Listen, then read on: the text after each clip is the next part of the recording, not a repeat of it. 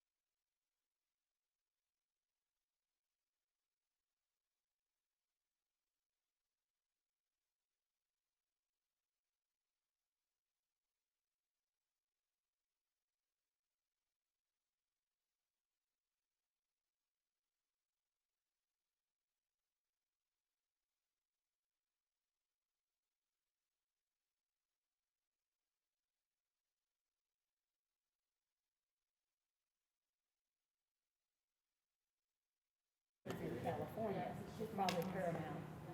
Could have been your Welcome everyone. We now have quorum and we're going to begin the Oklahoma City Arts Commission's February 21st, 2022 regularly scheduled meeting. Before the commission votes on each item, I will ask staff to provide details in each case. I will ask if the applicant has anything to add, and I will ask if any members of the public wish to speak. If you wish to address the Arts Commission, you will be recognized. You will go to the side podium one at a time and state your name and address for the record and begin your comments. And please limit those comments to no more than 3 minutes. We will now conduct a roll call. Mark, can you conduct the roll call, please? Thank you, Madam Chair. Commissioner Bailey, Here. Commissioner Kovash, Here. Commissioner Salyer, Here? Commissioner Booker, Commissioner Chambers, Here. Commissioner Cooper, Here. Commissioner Duong, Commissioner Eichmann, Here. Commissioner Hill, Commissioner Loftus, Commissioner Mosant, Commissioner Ramirez, Commissioner Seward, Commissioner Smalling, Commissioner Williams. Madam Chair, that completes roll call. You have quorum. Thank you. A couple of items to start the meeting with. Today we welcome the new Administrative Assistant for Arts and Cultural Affairs, Lori Sinowicki. Lori is observing this month, and if all goes as planned, she will administer the March meeting under Mark's observant eye. Mark has already started his new job in the Housing Rehabilitation Office. More on that next month, but we welcome Lori, wherever she is down there. Hello.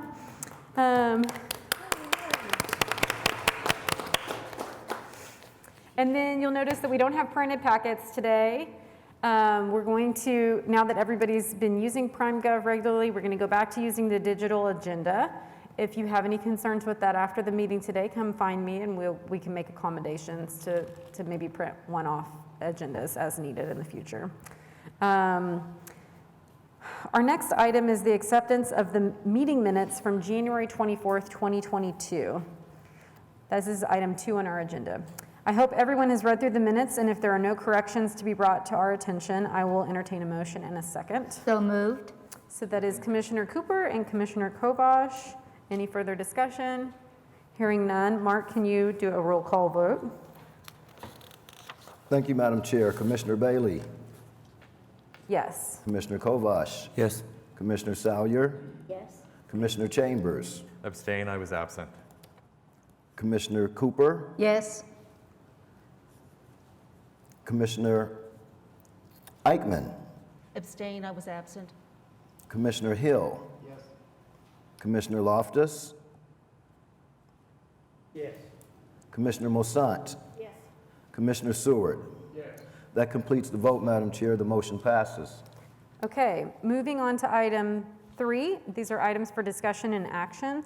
Staff has requested that we move item 3B to this place on the agenda next, then followed by the staff report, which is item 5, and that those be heard now, and then we would continue the other items after those on the agenda. We would need a vote to move these and reorder them on the agenda.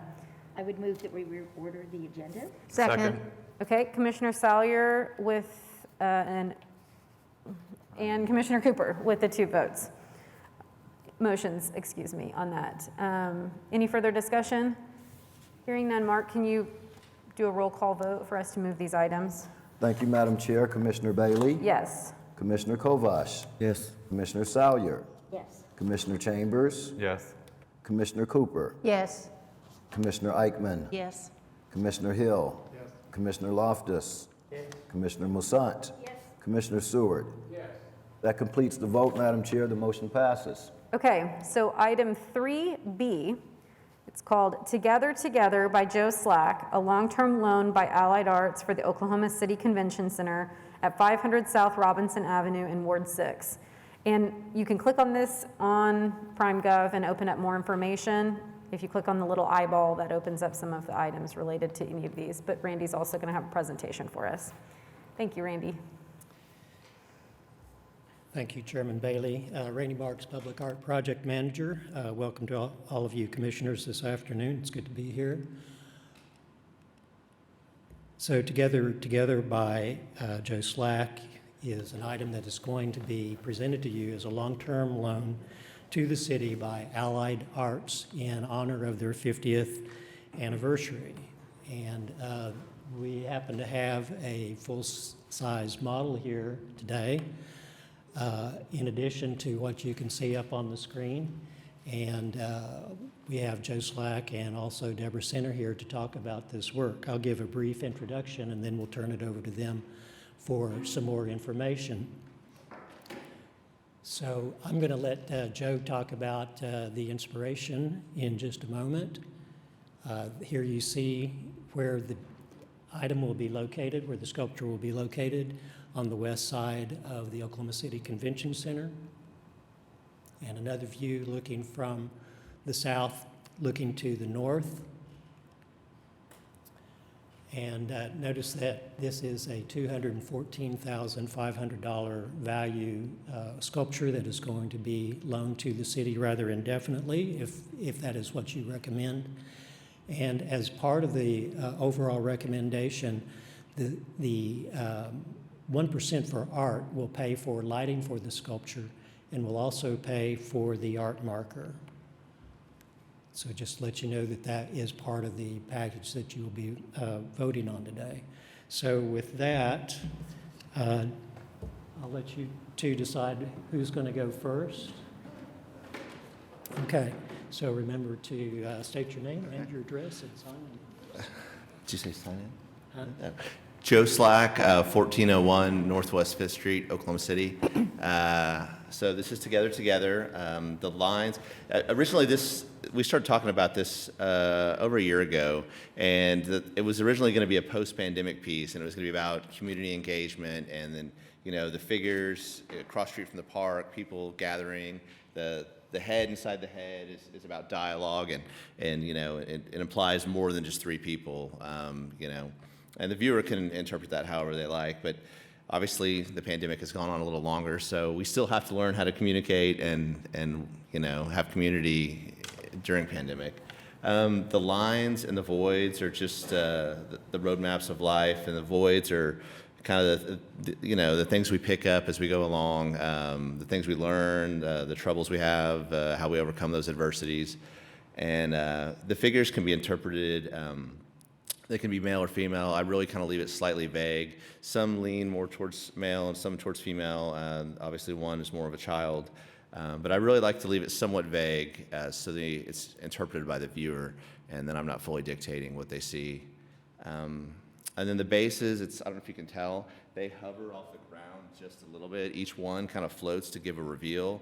So the stainless steel bases go all the way to the ground, but the black steel bases float up about 6 inches, 4 inches, and I think 8 inches. So it'll give it a nice kind of floating aspect to that. And then the mounting stuff will all be hidden underneath there. Just a nice little sexy accent piece. And the lines are stainless, I think he said that, and the heads will be stainless, and then the bodies will be Core-10. So very little maintenance, very easy to maintain, vandalized or anything like that. Any questions? Yes, Commissioner Terry? Cooper. Yeah. The stainless box-shaped piece, how high is that? What are the dimensions of that piece? I made them where they were actually at seating height. So I think they go from 18 to like 24 inches. They're not all exactly the same height, but it's like 18 to 24, right in the seating height range. And they're roughly, I think, between like 18 to 24 inches in width. So you could feasibly, somebody could sit here,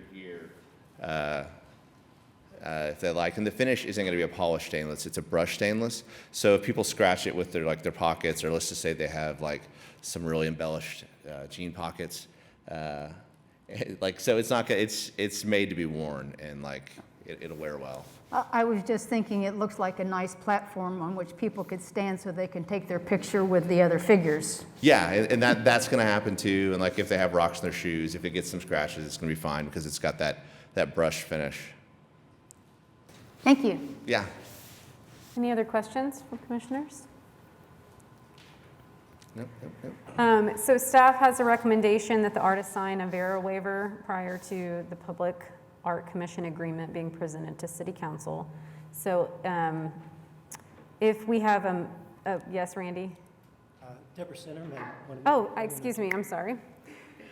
Last time I was wearing my mask and I said, please trust me, I'm smiling underneath here, but this time I'm taking it off because I'm so excited. Deborah McAuliffe Center, 809 Northwest 145th Circle, Oklahoma City. So I had some jobs on this, but really it's just such a dream to see this, and it will really be a dream to see it to its completion. But we just wanted to recognize 50 years of allied arts and 50 years of not just allied arts, but growing the arts in this community.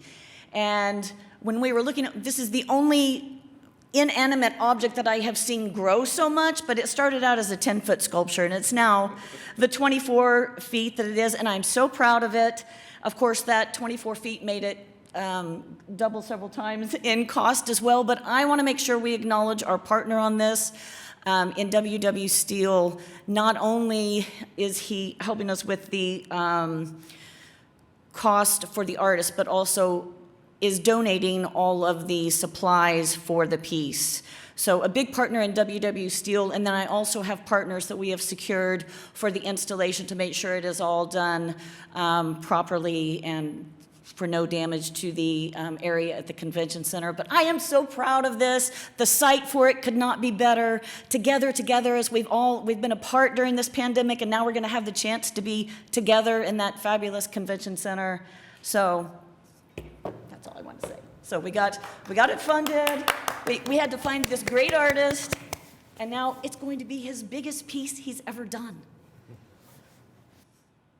Thank you. Yes. Commissioner Salyer? Yes. Deborah, we are also so proud of you, and we've got our masks off to smile too. We want to recognize your service to the community and to Allied Arts, and the announcement of your part of the big resignation came last week, and there's just, I don't think we all have words to be able to say how grateful we are for all that you've done for us within your Allied Arts community, but within the community at large. And we know you're going to be rooting for us, but Oh, absolutely, absolutely. what a lovely way to kind of end an amazing career. So thank you so much.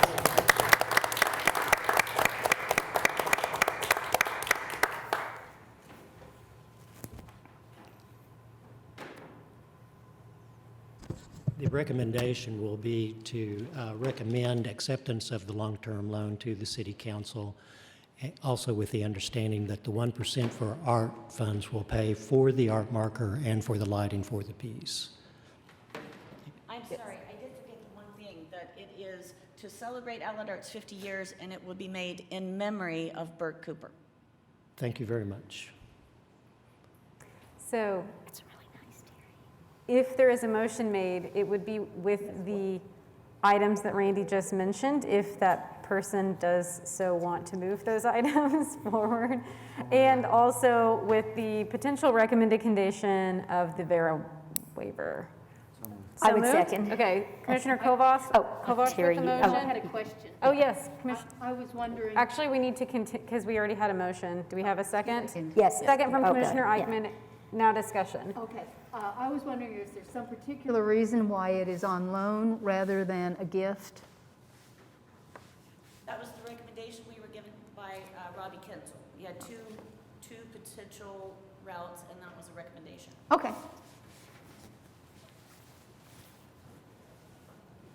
Any further discussion? So we have a motion. Let's do a roll call vote for this recommendation, Mark. Thank you, Madam Chair. Commissioner Bailey, Yes. Commissioner Kovash, Yes. Commissioner Salyer, Yes. Commissioner Chambers, Yes. Commissioner Cooper, Yes. Commissioner Eichmann, Yes. Commissioner Hill, Commissioner Loftus, Yes. Commissioner Mosat, Commissioner Seward. Yes. That completes the vote, Madam Chair. The motion passes. Thank you. Now we are moving to item 5, which is our staff report. That is out of order, but that's one of the items that we moved earlier. So, Randy, can you present our staff report? So we're not done with Allied Arts yet, or they're not done with us, as the case may be. So in addition to the relatively permanent piece that will go in front of the convention center, there will also be 2 temporary works that will be installed in Scissortail. And I want to invite Deborah back up to talk about this as I run through the slides real quickly. So this is oscillation, and this is passage.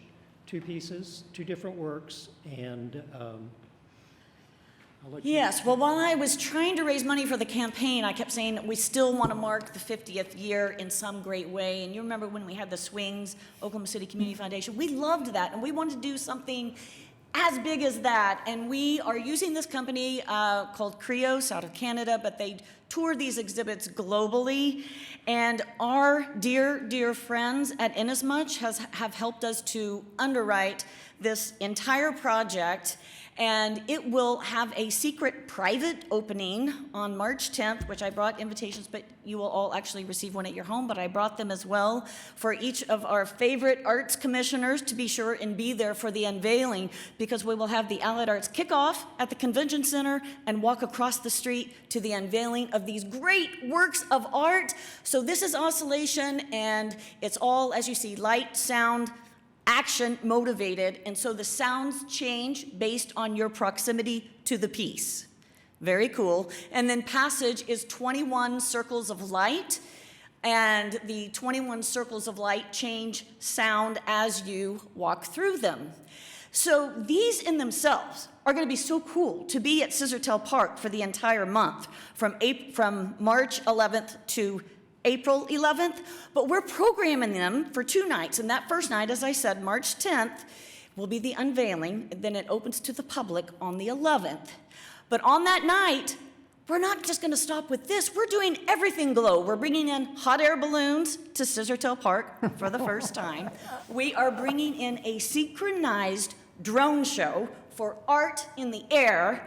We are having local artists who are using rocks that will be solar powered, so they will heat up during the day. They will glow at night to show their creations of art. We're gonna have glow-in-the-dark face paint, glow-in-the-dark face gems. So you will not wanna miss this, because it's, well, we do the one night on March 10th, and then when I went to Inasmuch, I said, after these 2 years of COVID, after these 2 years of being separate, and we are just wanting to bring everyone together safely, I said, we just need to insert joy here for this community. And that's what we plan to do with this, is we're gonna insert joy. So on April 8th, a Friday, we're gonna program that night with all live music, the same rock artists, the glow-in-the-dark, the hot air balloons, the drone show for the entire community for free. No cost whatsoever. So, any questions about this exciting thing we're trying to, I'm gonna, my Commissioner Hill, I'll let him pass around. Any questions for us about this? We have gone through all the necessary permitting for the city for the events on the 10th and on the 8th. And then it will just be temporary. And as this I'll make the comment that they have applied for the special events permit through the special events permit office, and that has been approved. Also, the downtown design review, the planner in charge of downtown design review said that that was sufficient and did not need to go through that body. This is an information item only. There won't be any vote on it. So any questions that you have for Deborah, now's the time. Yes, Commissioner Cooper. What are the hours that the program will be on each of the dates that you mentioned? Okay, well, for the run of this entire exhibit, it's actually interesting because the lights, why I think it's spectacular at night, it will also be on during the day. So from 6 a.m. till 11 p.m., the pieces will be lit in the park. On the particular day for Allied Arts, we will be starting over at the Convention Center on the 10th with, I hope, all of you there on the 10th. We'll start over there at 5:30 with our normal kickoff and then walk across the street to unveil the artwork. And then on April 8th, kind of the bookend closure of the run, it is 7 to 11. Thank you. Okay, thank you. Thank you all so much. We are going to proceed back to item 3A, which is our code update by Assistant Planning Director Lisa Cronister. I believe she's here to speak on this item, and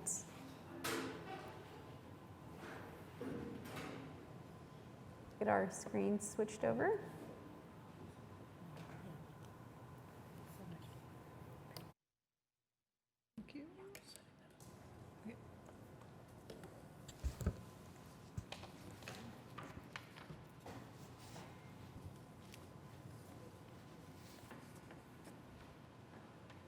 Okay, good evening. Lisa Chronister, Assistant Planning Director. I was here at your January meeting to present the new sign code, which also includes updated provisions for murals. And we had a lot of good discussion. We agreed at that meeting that we would continue it to the February meeting. And in the meantime, staff would collect the comments we had received, get it kind of formatted into specific recommendations and email it out to the commission. So I did do that 2 or 3 weeks ago. I heard from several of you that you had received it. Several people had additional comments and questions, and I believe I addressed all of those individually with those who asked it. So I'm here today to recap where I think we're at on 3 specific items: the definition, how text is handled, and the approvals process.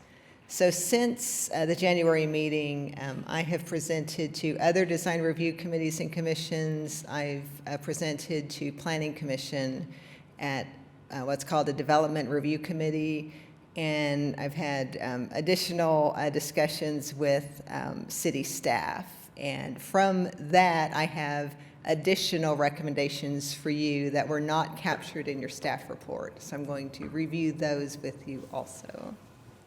And I'm not going to represent all of the sign code, just touch on these 3 issues. So one was about the definition, the proposed definition. There was a concern that it did not allow for licensed reproductions of original artwork. Specifically, the specific example was the Ed Richet mural. There was also concern that the definition, it had referenced buildings, but clearly murals have been installed on just freestanding walls. They've been installed on retaining walls. They've been installed on all sorts of structures. So we propose changing the language from buildings to structure, which encompasses just any sort of built surface. And then I also realized we had referenced the wrong section. So on murals definition, does this capture where we're at? I thought we would, with your permission, I thought we would just pause and discuss each of these. I think it'll be easier to get through. Okay, looks good. So far, so good. So that's the murals definition. Then on murals text, it was suggested that the code text had read, the planning director may approve additional words, text, logos, if and when the commission makes a determination that it is used as an artistic element. It was clear that we needed to strengthen that a little bit to shall, to make it clear that the director has no other discretion other than the recommendation he or she gets from the commission. Okay, see lots of nodding. Okay. So then on the approval process, we had presented that our primary approach to streamlining the process was to provide for staff approval, both for Arts Commission staff to approve murals and for Design Review Committee staff to approve murals. Right now, it's not explicit that staff can approve them, so they all have to go to meetings. If you're in design review, you have to go to an additional meeting. So it would be 2 or 3 months before your mural could be approved. The Office of Arts and Cultural Affairs has already worked to streamline that through the creation of this live event painting permit that lets artists get started more immediately. But in the new code, we're proposing to make it administratively approvable. We also talked about, a mural would still require a sign permit. It would still require a certificate of approval or appropriateness if it's in design review or HP district. We lay out, yes, the staff has powers to do the approval. The staff may refer any applications back to the commission. The commission can still review and approve curatorial plans that could facilitate public art, including murals. And then we laid out the standards for approval, most of which are taken from the existing murals policy. And we tried to make those just as kind of physical and as objective as possible, because the whole intent of the sign code was to remove content-related language. We also inserted a provision that we reviewed last time that we wanted to make it clear that the Arts Commission was still responsible, was the only body responsible for creating the murals policy, the criteria against which murals could be approved, so that even though staff was now empowered to approve the murals, the commission was still in charge of the criteria for those murals.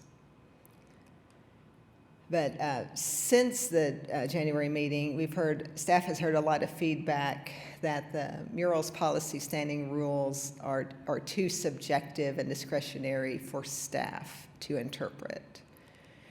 For example, there's language in the policy about a qualified artist, sufficient knowledge, sufficient experience, exhibit excellence, things that are discretionary, and because they're discretionary, that's why they're evaluated by the Arts Commission, a group of people who are appointed for their artistic experience and knowledge. But that maybe that wasn't direct enough precision to direct staff on what they could and could not approve. So our recommendation, again, this is new information that was not included in your packet, is to delete "and Arts Commission staff" to make it clear that when murals come to Arts Commission, and I'll get into more detail on that in a minute, when they come to Arts Commission, the Arts Commission follows the murals policy. But if it's a staff level approval, staff are directed by these standards for approval in item 5. Staff can still refer cases to the commission, and we heard a lot of feedback in the last month that we needed more criteria of when staff should, could, needed to refer murals to the commission. So we're proposing to add some criteria. Right in the last draft you saw, the code said staff may refer any application to the commission for consideration, period. But we're proposing to add several criteria. Obviously, if staff finds that the project is not consistent with the standards in this section, if it finds that it can't objectively measure any of the terms of compliance. For example, we're talking about exhibits excellence, for example. What is the objective standard of excellence? Also an item about potential adverse effects on the surrounding community, and that was to try to capture like a gut check on behalf of staff. We already have an item in there about traffic hazards, but if something is just really distractingly bright or distractingly has a distracting pattern on it, I can imagine various place settings where that might not be appropriate and needs further discretion as such by a commission. And also, if the applicant disagrees with staff's evaluation of anything that they have submitted in their application, then the applicant can ask that it be heard by Arts Commission. So delete Arts Commission staff, add referral criteria, and then if we are going to have staff guided by these standards for approval in item 5, then we recommend we add another criteria, because every time I've met with this commission, it's been clear that having a qualified artist is the key to establishing a high-quality mural and to ensuring its integrity. So adding that a mural is designed and constructed under the supervision of an artist who has demonstrated murals expertise.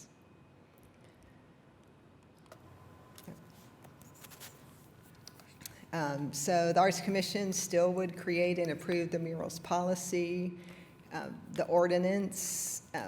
These criteria would be embedded in the ordinance, but we can update those as time and conditions warrant.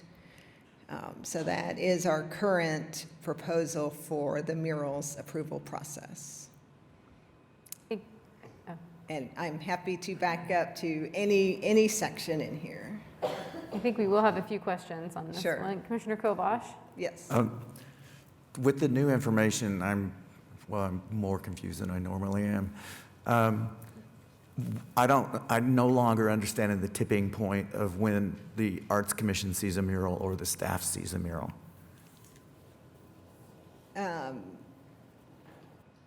Staff can, here, let me back up.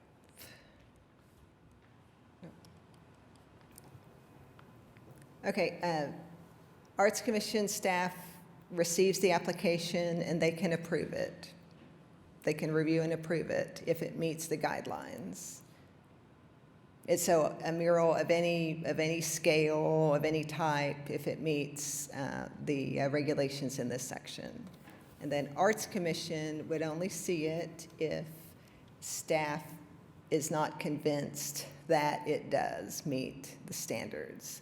So we'll see them if they're referred to us by staff? Yes. Okay. And you'll see them if they are part of a Or the 1% project. Gotcha.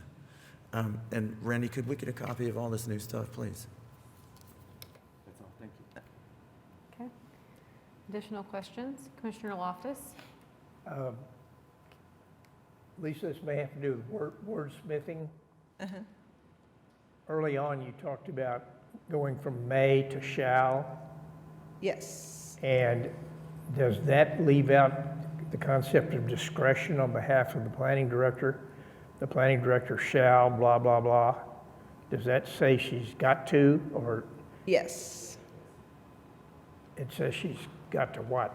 Has to approve it. Has to approve. She didn't have any discretion?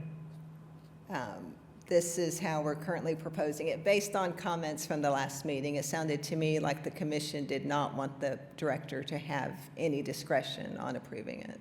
Commissioner Hill, I think, may have some additional comments. Yeah, Jim, this is specific to whether the question of text on a mural. Yeah, text only, not murals in general. So, sometimes the murals will come in and their whole art will be text, right? It'll be that graffiti kind of letter forms. Yeah. And so if the planning director saw that, they would bring it to us and we would say, yes, that's art, that's not a sign. And then she would have to say, okay, let's go with it. Okay. Questions, comments? I have one. Yes. On talking about licensed reproductions,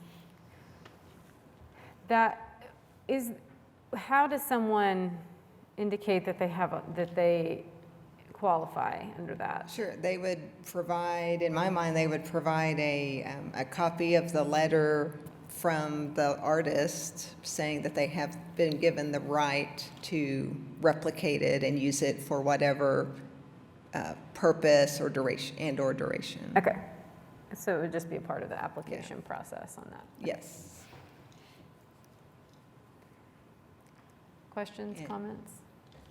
Can you give it, I'm just going to let people sit for just a second because this is kind of a... Yeah, and I have collected all of these proposed items in a written document that I can hand out now. I created it so you would have it as a tool for your recommendation. So it sounds like this is a good time Yeah, I think so. to distribute that. I want to make sure that everybody has a moment to think about these items and You make start sure on that they that. understand not only the things that we had talked about at the last meeting, but also the items that were included in today's presentation.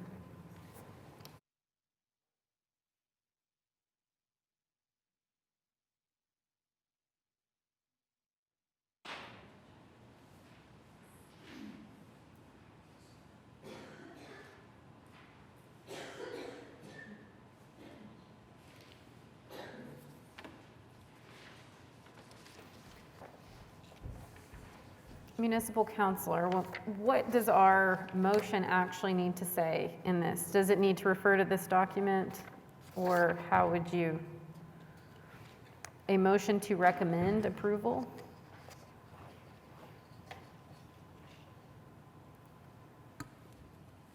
Yes, it would be just as is indicated on the document, staff recommendation. The motion is to recommend approval of the ordinance amendment to the Planning Commission and City Council with the listed conditions. You wouldn't have to read all of them. Everyone having a copy of it, you could just refer to the document, and then the vote would be yes or no. Okay, thank you. Commissioner Chambers. I'm curious. One, this is amazing, Lisa. Thank you. I can't imagine what you've gone through outside of what we've seen. This kind of consensus building around very specific language with various expertise. Hats off to you and the staff who made this happen. Are there other examples of licensing that an applicant has to submit to the city and prove that that body, the applicant, has obtained the license? I'm thinking of comparable situation or creating parallelism. And I'm curious where the problem for me is, when does the licensing becomes, once the city has approved it, this body has approved that licensed use of imagery, we've put our stamp on it. Where is the responsibility at that point, since we've approved it as a city and allowed it to move forward? So back to my original question, are there other examples? That I am aware of. There are no other examples because to this point, for the most part, art has always been an original individual work of art. I'm seeing if Rita can remember any.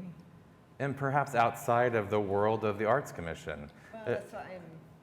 So in any instance, whenever any body such as yours receives an item for review, you review the item from your perspective. And then whether or not there's a license issue or something like that, if you see it, you note it. And that's a part of your recommendation. But as far as verifying whether the license is appropriate or any of that, staff would do that part of it. So here, you would determine whether or not the art was appropriate. And we will have situations all across the city in various departments where things come up that have to do with licensing or other issues, but that review body only addresses the thing that they were assigned to do, which in this instance would be art. I think Commissioner Chambers has a follow-up for. Oh, I'm sorry if my face is confused. That's not a cue one way or the other. I'm just trying to think through all of the possibilities. Yeah, I can think of a couple of examples. There have been murals proposed where the artist wanted to use what staff considered to be a copyrighted logo. For example, okay. OKC Thunder. Yeah. Sure. And it's not,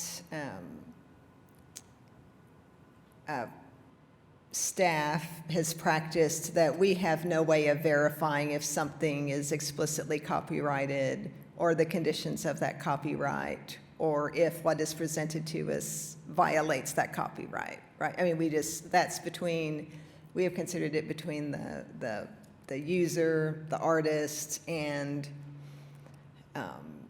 the copyright. The license holder. Whoever holds the that's between them. That's not between us because we have our rules. This language, again, it was intended, it was a kind of a last-minute addition since the last meeting, to allow for, because we're trying to make the because, to back up, because now the sign code is content neutral. Okay. So we're not evaluating if something is commercial content. Like an example has been, under the existing code, a donut shop cannot have a donut-themed mural because the donut-themed mural is considered a sign because it's donut-themed and related to the business. But once this content distinction goes away, then you can paint donuts on your donut business. And to try to curb the proliferation of what would otherwise be advertising, we had inserted in the mural definition the one-of-a-kind visual depiction to make it clear that what distinguishes a mural, an artistic mural, from any other sort of visual graphic is that it is one of a kind. It's unique. It's not a mass reproduction of a thing, like, say, the Thunder logo, for example, or the Dunkin' Donuts sign. That's a mass reproduction of a thing. That's not a one-of-a-kind visual depiction. So that was our proposed mural language for most of the development of the code. And then at the last meeting, it was asked, hey, how can we allow, but what if we, like the Ed Ruscha mural, it already exists. So if we put a copy of it somewhere, it's a copy, it's not one of a kind anymore. And the question was, how can we allow for that? And I'm open to suggestions, but that was how staff could see it being allowed. Between your example and Rita's example, I can think of my practice now, mayor and council willing, if I'm still a commissioner in the future, where I would consider something like this. That licensed use would be specific. When you request use, you say how you're using it specifically. Right. Is it going in a publication? Is profit involved or some kind of commercial exchange involved? So that'll be clear in the licensed use. And so all we're doing as a body is looking for that check mark. Has that been explored? And we're not legal scholars. That's not our role in reviewing the license. It's that proper permission has been achieved, and we can move forward with approving a mural like we would any other. Am I close? Yeah, and I guess that all makes sense, and it's in the application process. But in the case of copyright or trademark, there are ways to check on that. And would that be part of staff's responsibility to ensure that they've actually done, it's in terms of a legal check? We can do basic fact checking, but we can't, especially on international items, we can't exhaustive, we just cannot. So to summarize, staff is not, and Arts Commission is not exposed to potential issues by taking the license that's presented from the applicant as fact and as a not fraudulent license. Right. If they were to proceed and the city was to say everything else checks off, this mural can be installed, they install the mural, it in fact does not have a license, city has no responsibility at that point. I think that was kind of the question that was maybe being asked.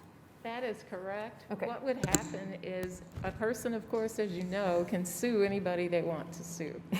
But whether or not they prevail should be based upon the relationship between the user of the license and the owner of the license, not anything to do with the body that recommends the use. Okay. So we'd be out of it altogether.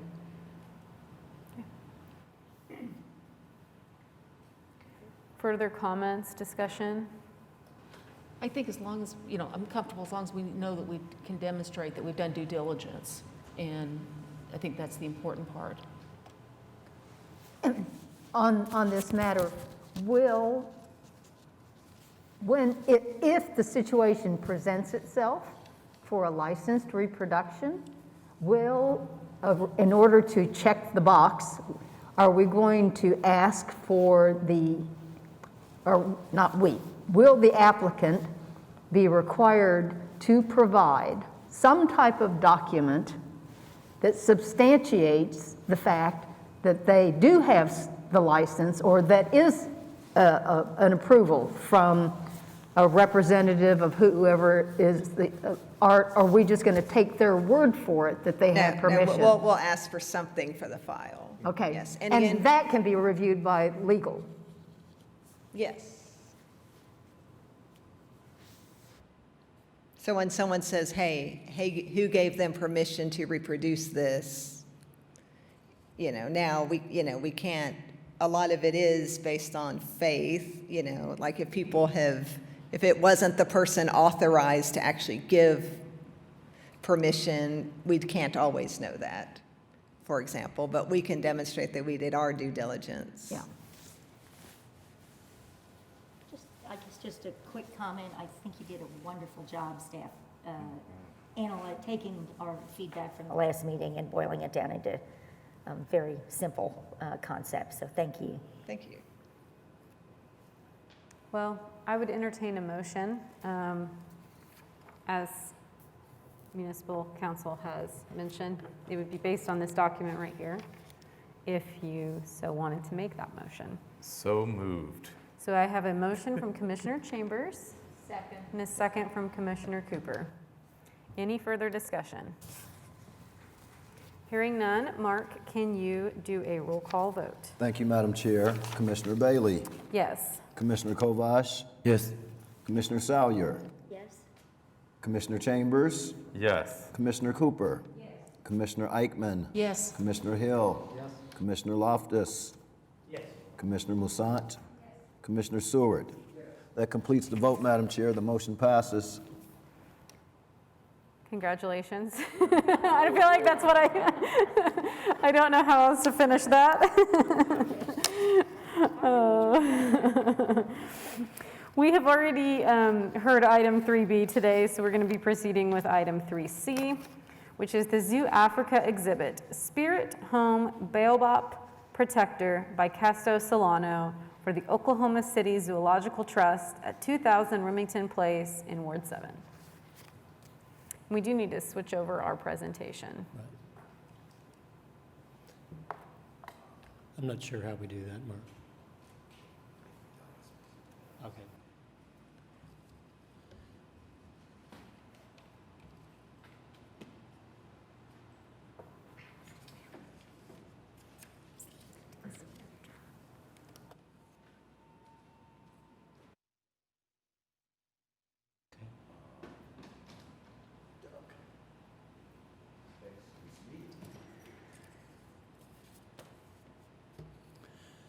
Laurie, you're taking notes, right?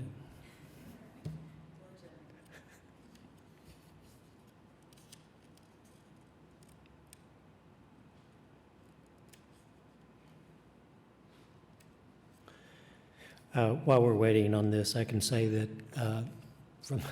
as you can see, a lot of changes took place from the time that the agenda was published. One of the things that we found out also was that Spirit Home Baobab Protector is a working title, and the way that artist Casto Solano works is that while he's fabricating the piece, eventually the final name comes to him. So we have a working title, but perhaps by the time this well, no, it's not going to happen by then. Sometime later on, there will be a final name that will be attached to the work. We're having technical difficulties. Okay. Do we need to load that again by any chance, Mark? Do you need to load that by any chance again? I can pass this if you wanted to. What's that? I can pass that around so Oh, you can see. we'll see in just a minute. Okay. Well, I think we're going to be able to pull it up. It's just a matter of which way we do that. Okay. So, but we may need to do that. All right.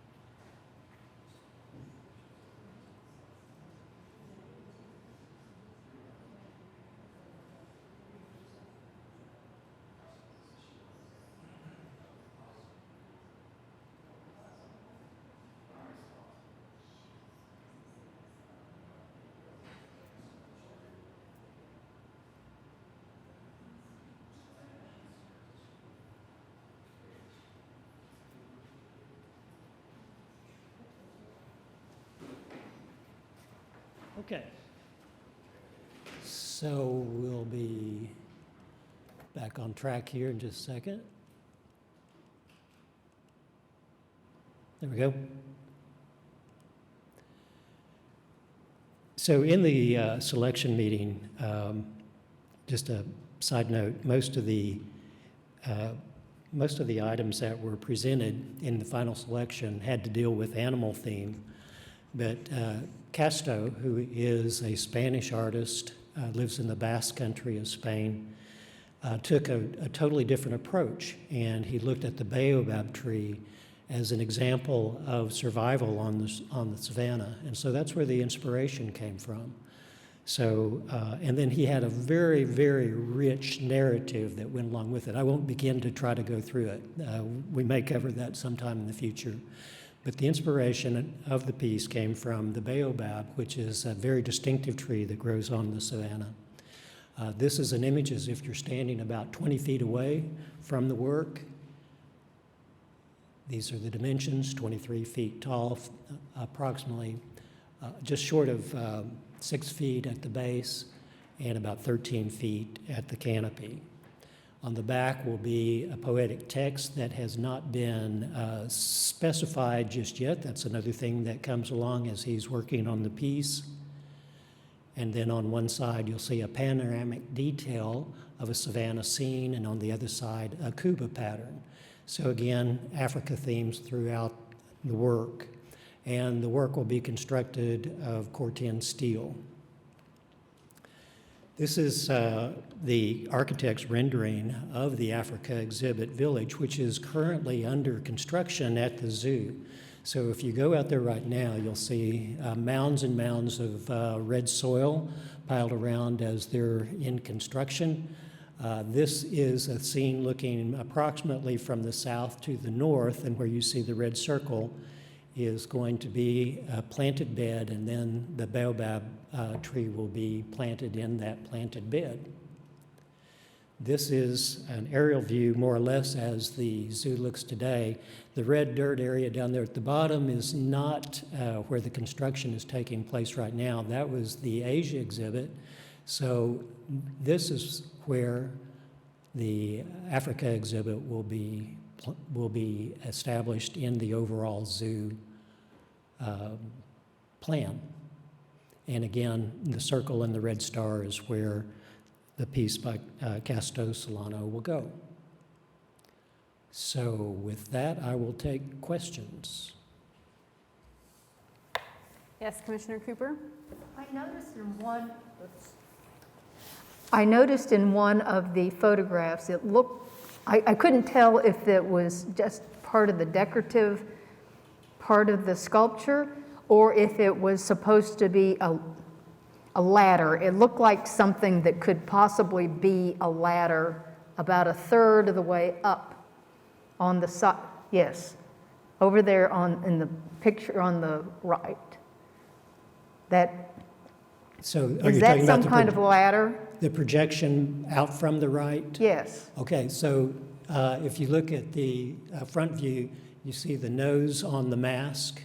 On the mask, so that's what you're seeing projecting out to the side. Okay.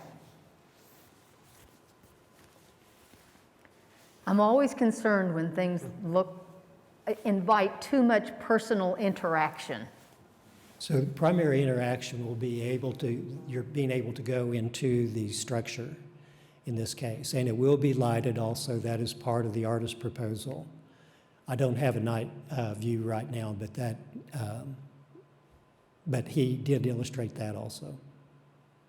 So I remember it's 23 feet tall, 13 feet across or something like that. What are the dimensions on the ground? And you say that's going to be an open space where people can go inside of it? So, yes. So you'll be able to I walk see. It's through an the arch. piece.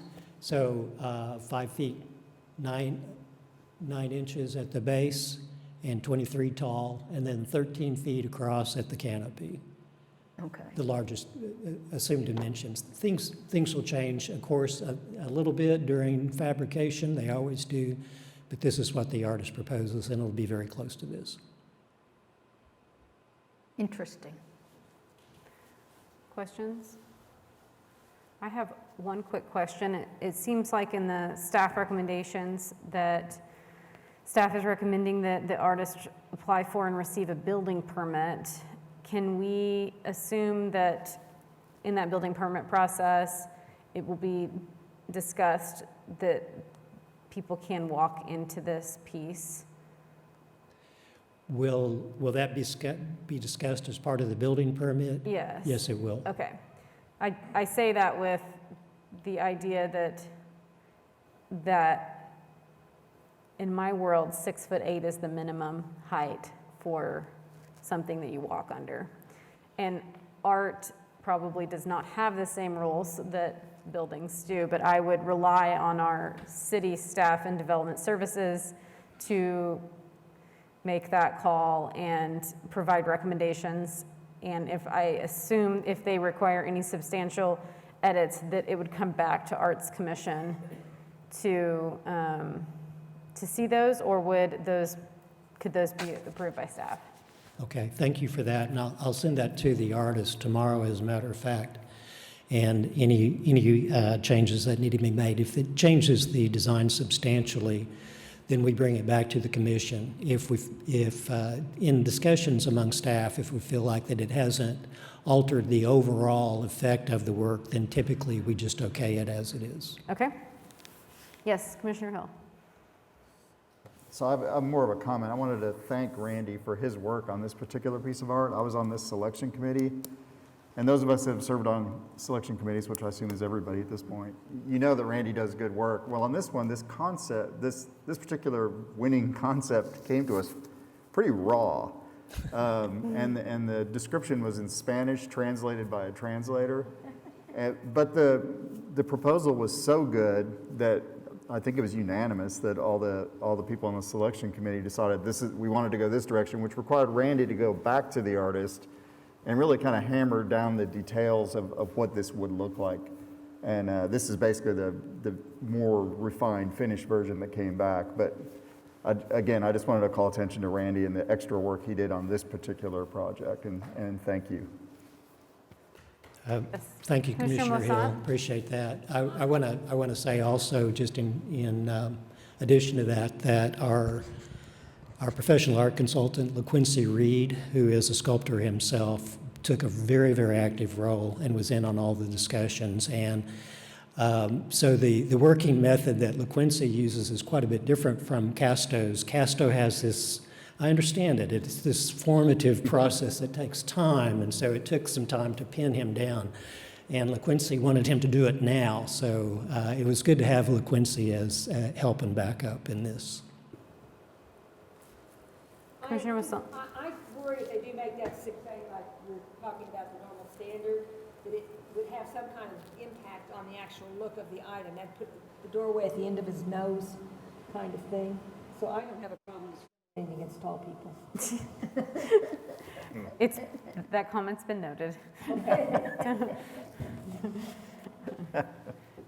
Commissioner Loftus probably knows the answer to this, but Commissioner Loftus. Way down here on the end, we don't get all the information that some of you in the central part do. Let me see, were you talking about the arch, the height of the arch, the clear Yes. height, and the idea that it might be 6'8" might be a good height? Well, I was indicating that if it is intended to be walked through, that might open up more conversations about the minimum height requirement for the arch. It just strikes me that it'll probably, based on what I think I see here, I think I see an arch that's 4 feet high. Doesn't have a dimension on it, but I think that's what I see. And I think if you made it 6'8", it would get up into his nostrils and... Oh, I want to make it clear. I'm not saying it needs to be 6'8". I'm just indicating that because of the building permit, if they require that it be a minimum height that is similar to other doorways or something like that. Yeah. That I'm just thinking, and where the sculpture hits the ground, the footprint, does it hit the ground in gravel or something? And No, it goes into a concrete base. does it seem to be inviting to invite somebody to walk under that? I'm sorry, what was that again? Is it inviting to ask some, is it kind of suggesting, hey, walk between my legs? Is that what this is saying? It was understood that people could some way access the interior. But there's nothing really to see in there, right? There is nothing what? There's nothing really in there to see. There is nothing to see except that at night, if you were inside looking out, the light through all of the design details would be visible to you inside. Or day. Or day. Yeah, exactly, either one. Exactly.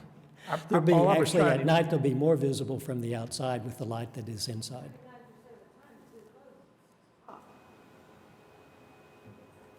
All I'm trying to say is that I think if we made that higher, much higher, it's going to change the proportions. I don't think that I don't think she's asking for it to be Yeah. higher. I think she's saying that if the building code comes into play in getting the permission for this structure, the building people might say, if you're going to treat this as a building, the building code requires that an opening be 6'8". Is that not what you're saying? No, that's what I'm saying. Not that we're asking for it to be, No, it's just that if the building people get a hold of it, the code people, if they start applying building code criteria to this piece of art, it might change what they may change that they may require it. They could. And I was wanting to make sure that it would come back to us if it was substantially changed. Yeah. And staff has assured me and all of us that it would come back if it is substantially changed by the recommendations on Yeah. the building permit. And Randy, we just ask you to keep it a secret from the building code people. I will I'm do as the not commission noting directs. that comment. Just keep referring to it as art. Art. It just needs to be structurally sound. Okay. So, Liz has a comment. Just Oh, one- yes, just yes. one quick- Randy, is this the first, I don't know if this is the first, but in terms of working with the zoo, Arts Commission staff working with the zoo on a project, I know typically they had, in the past, had done a lot of these projects on their own without Arts Commission. Is this the first one? This is the first one with another one to follow very soon. That's really great. I mean, Right. I know that you all have worked really, really hard to build that relationship with the trust. And they've been really good Yeah. partners. Working with Dr. Lawson Congratulations. has been, and the team has been a real pleasure. Yeah, congratulations. They seem to be Yeah. fully on board. Yes, they have adopted the 1% and appear to be committed to it. So it's not telling too much that there'll be another one for the administration building coming up soon that you'll see maybe in two meetings from now. Commissioner Chambers? Also, through our 1% bid sync process, have we ever selected an international applicant? Yes, we have. Let's see. So Martin Donlan is actually, who's from England, has actually been selected twice, shortlisted a couple of other times, but for the convention parking garage, he did What is the City But the People? And then also he collaborated, 3 times. So he collaborated on the Will Rogers Tennis Center, that glass vestibule that went on the new building there, and then also the upcoming Belle Isle project. Well, not a first, but a trend, and not only activating our local artists in these projects, but attracting international attention. And also, the artist is surprised that they will select a local project manager, and I just sent a list of qualified people from the pre-qualified pool today. So we'll have an active local component also. Anyone have a motion that they'd like to make? I'd make a second. Okay, so Commissioner Seward with the initial motion and a second from Commissioner Salyer with the items from staff recommendations, I assume. Any further discussion? Hearing none. Mark, can you do a roll call vote? Thank you, Madam Chair. Commissioner Bailey? Yes. Commissioner Kovash? Yes. Commissioner Salyer, Yes. Commissioner Chambers, Yes. Commissioner Cooper, Yes, I really like this bail bob. Commissioner Eichmann, Yes. Commissioner Hill, Commissioner Loftus, Yes. Commissioner Mosant, Commissioner Seward. That completes the vote, Madam Chair. The motion passes.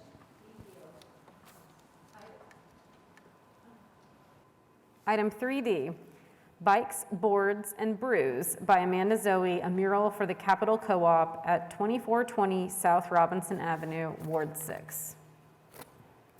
So normally, this would be on the consent docket. When this agenda was first put together, there weren't very many items on it, and I thought you might enjoy seeing this one. This is,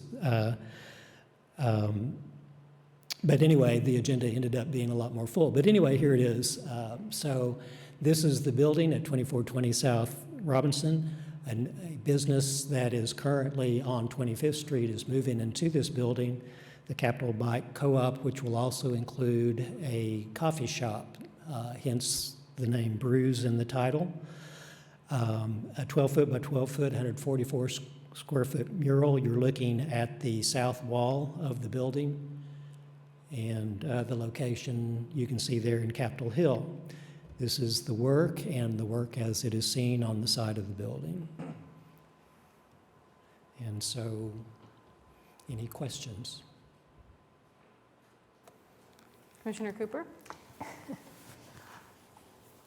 Is there a plan to paint the rest of the side of that building? Because this The proposed building- piece is awfully small compared to the total available space on that wall. The building has actually been painted, so this is an old photograph, and the entire building has a fresh coat of paint on it, Okay. and has undergone some pretty extensive renovation since the time that this photograph was taken.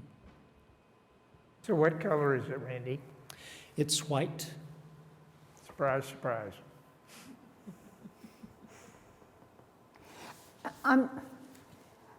The size of the piece seems to be out of proportion to, I mean, it seems small compared to the surface that's available on that building. I don't know this, but my guess is that that is what that the owners of the business could afford.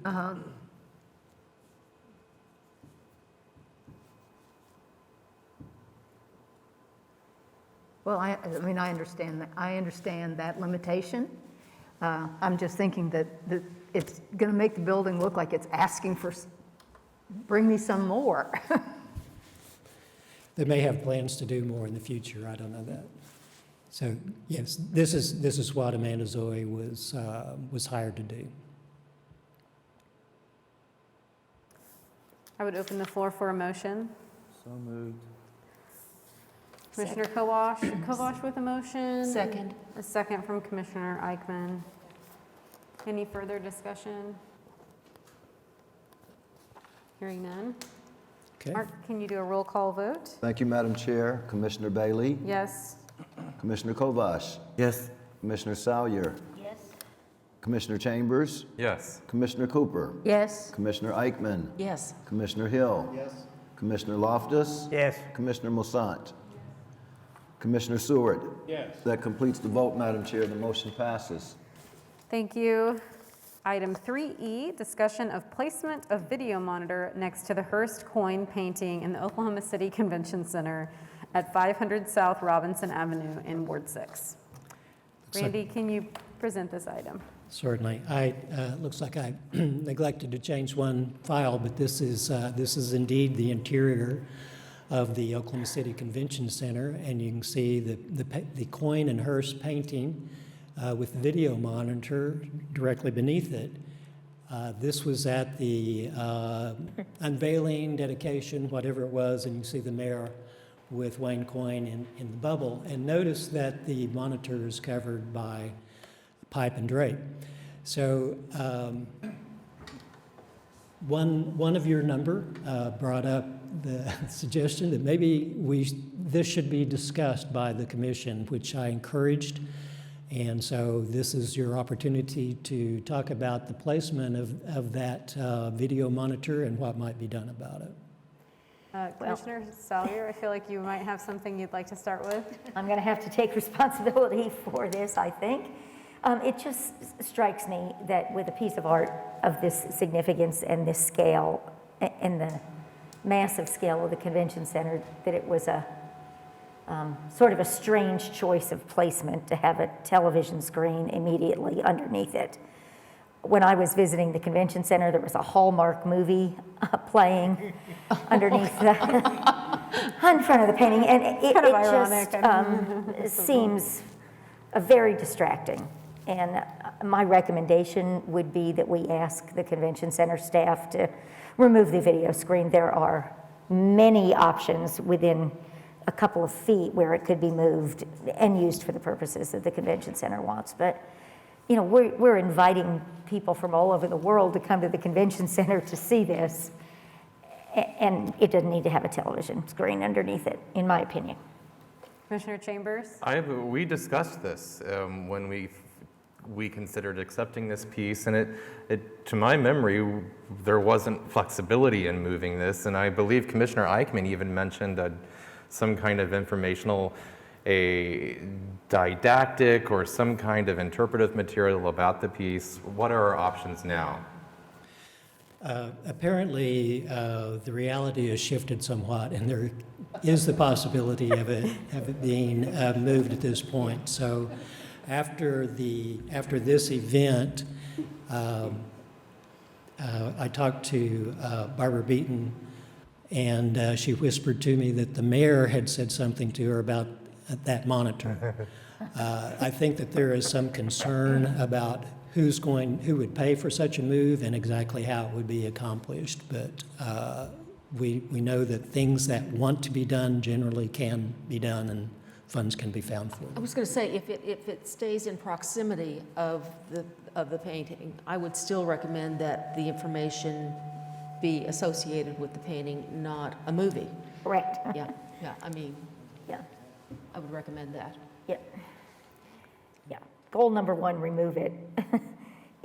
And as Liz says, if it remains close by, if we could run video and information about the artist and how these spin paintings are created and things, that, I think that would add to the experience. But at the moment, it just needs to go away. Commissioner Kovash? And I know that the installation was well documented, both in photographs and video, so that could be something that be shown on the screen instead of movies or information. If it's going to sit underneath the piece, it has to relate to the piece. Otherwise, it needs to be moved. Yeah. And if I'm correct, Madam Chair, Commissioner Salyer had a well-formed motion, and I second that. Okay. I'm not sure if we can actually make a motion because this says discussion on it. What is the protocol? Thank you, Brian. Well, I don't know, I think all we can do is make a recommendation that that's not our building to control. And we can't give them orders on what to do with their space. Now, I am assuming that video monitor is part of their communication system within the convention center, so it has a purpose for the activities that go on there. But they have plenty of other monitors too, who have that same information available. It doesn't have to be in that location. Frankly, I like the idea that was suggested that instead of its running, if it doesn't have to come from a central sending area, if you could have separate programming for that monitor, that it be dedicated to information about Damien Hirst, where the painting came from, and use it as part of the art marker for this piece and provide educational information regarding the piece and the artist. That actually brings up a question that I have, and that is, do we have an art marker on this piece installed currently? I know that was, excuse me, supposed to be part of the scope of work. I haven't seen it myself, so I can't answer that definitively. Okay. But if there is not, there will be. Also, so Rita clarified that the way that this was written, There will not actually be a vote. What I can communicate to and pass up the line is that there is a recommendation. I can pass on the final agreement of the okay, that this is what the commission wishes to see, but at this time we cannot vote definitively that you're making this recommendation to council. Madam Chair, I withdraw my second. And I withdraw my very well-crafted motion. So So it would be, as chair, in summary, can I provide a summary of what I am hearing from fellow commissioners? And that is that the first choice would be to remove the screen from the wall that the piece is currently on. And the second recommendation would be to, if that's not able to be removed, to put content related to the piece on the screen. And in addition to that, can we have follow-up later on about how that was received? I mean, this is an open-ended discussion, right? So yes, that well, request is also part of the discussion. so if it's, you might indicate by a nod of the head that this is what the commission feels like is appropriate, and that seems to be pretty vigorous. Yeah. Okay, very, very good. Okay, I think I can communicate this with motions and all. So if it turns out that we need to bring it back for a definitive vote, we'll do that at the next meeting, but see what action can be taken with this Summary of, sign of of approval, right? Okay. okay, moving on to item 4. Madam Chair, Yes, just a Commissioner quick, Loftus. just a quick observation. I don't recall us ever being involved on the interior of a building with approval for art. Is that We have. Oh, no, We have. many times. really? Could you cite one example for the old fellow? Golf Well- course. Excuse me? Several of the golf courses are probably the most notable EC. The court building is interior. Early Wine, you've voted for a painting at Early Wine. Those are two that come to mind immediately. Okay, I withdraw my observation. Okay, moving on to item 4. 4A, Commission Advocate. Commissioner Salyer, do you have a report? No report. Item 4B, Arts and Culture Building Trust Task Force. We should have come up with a different name for this. We have no report. And then we have already heard the staff report, which was item 5. So we're going to skip that. Item 6, comments from commissioners. I believe Commissioner Cooper has a comment. It's me again. Now, one of the projects that I was on and Randy mentioned it is the Belle Isle Library, and it has a nice outside piece of art that is part of the 1%. Is that a 1%? Mm-hmm. For that building? And I think it might be coming, I drive by it, the Belle Isle Library is located at Northwest Highway in Villa, and it looks like it might be coming close to dedication, so I was just wondering whether or not there is something coming up in connection with that maybe we'd be interested in. We don't know specifically when the public grand opening for the library will be. I emailed sometime last week asking what that schedule was, and I haven't gotten an answer yet. The project manager for Public Works says that the substantial completion of the library will be approximately a week from now.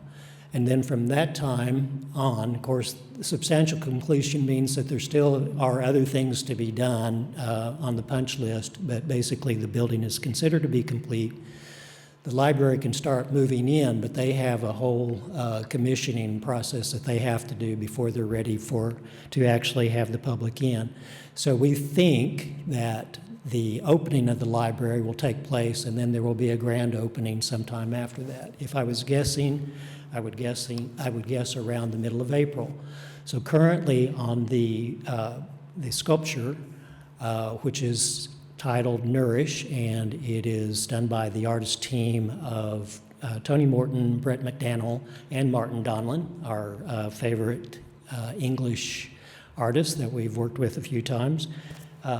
It should be completed, we think, around April 1st. It hit some unavoidable delays in engineering and in construction, but all of those have been taken care of, and Tony sent me a picture of the work in progress today. So that is all that I think I know about it right now. Possibly around April 13th. So it could be by the time of the March commission that I'll have a definite answer about when that opening will be. Thank you. You're welcome. Any other items from commissioners? Okay, seeing no comments. Item number 7, public comments. I do not see any members of the public here, so I will skip that. And then seeing no other items on the agenda, we will adjourn. This is just a reminder, we'll have a meeting on March 21st, and that will be held here. Thank you. Thank you.